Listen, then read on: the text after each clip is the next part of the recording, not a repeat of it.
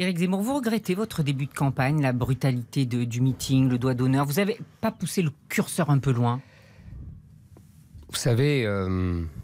Vous savez ce que dit Laurent oui. Wauquiez, Zemmour ne peut pas gagner car il confond fermeté et brutalité. Ça m'amuse de la part de Laurent Wauquiez à qui on a reproché la même chose, mais c'est pas grave. Je connais la politique. Moi, vous savez, je suis passionné, j'ai la passion de ce que je fais, j'ai la passion de la France. Et c'est vrai que j'ai voulu, et je crois avoir réussi, contrairement à Laurent Wauquiez, entre autres, d'imposer dans la campagne présidentielle le thème de la survie de la France. Ce que je veux dire, c'est qu'on ne parle pas des violences qui me sont faites à moi, que de cette personne qui m'a agressé. Personne n'en parle. Tout le monde s'en moque. On voit un candidat à l'élection présidentielle agressé et vous n'en parlez pas. Vous ne parlez que des gens de SOS Racisme qui font exprès.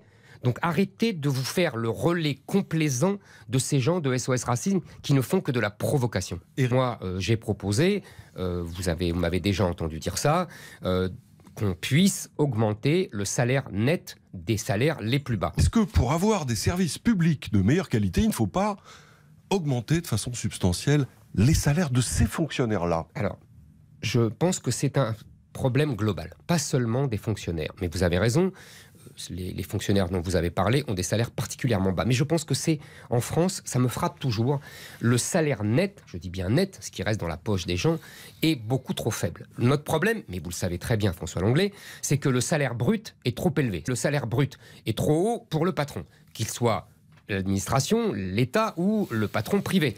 Pour un salaire de 2 000 euros, le patron, ça lui coûte 3 500 euros. C'est colossal pour lui et les 2 000 euros, c'est pas assez pour le salarié. Donc c'est pour ça que j'ai proposé une baisse de la CSG sur les salaires inférieurs à 2 000 euros, le salaire médian, qui ferait pour quelqu'un qui a un SMIC une augmentation de 1 350 euros à l'année. Ce qui est beaucoup, c'est un 13e mois. Notre système de protection sociale est devenu obèse. Et pourquoi il est devenu obèse, selon moi?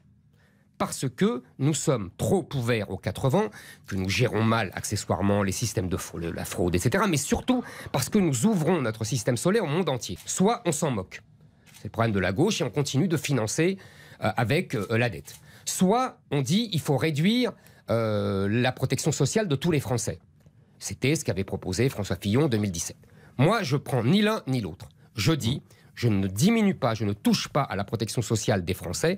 En revanche, j'estime que la solidarité nationale doit redevenir nationale. C'est ce qui existait, attendez, je finis. C'est ce qui existait avant les années 90. Le RSA, les allocations familiales, les allocations minimum vieillesse, les allocations logement doivent être limitées aux Français et ne plus être données aux étrangers. Sur l'immigration, j'ai tout un plan. Si ça vous intéresse, je vous le donnerai volontiers. D'ailleurs, je vais vous le donner.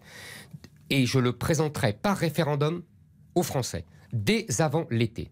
Et donc, toutes ces mesures sur l'immigration, dont la préférence nationale pour la solidarité nationale, ça sera dans le référendum, ma chère Alba.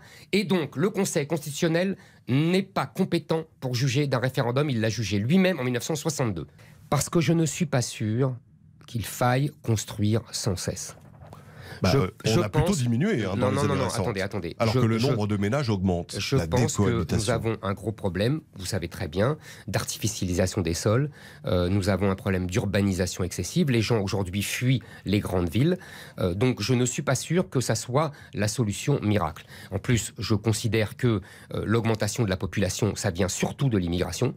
Et donc moi, je veux arrêter l'immigration. Vous savez, Madame Ventura, combien est le taux d'emploi des étrangers non européens?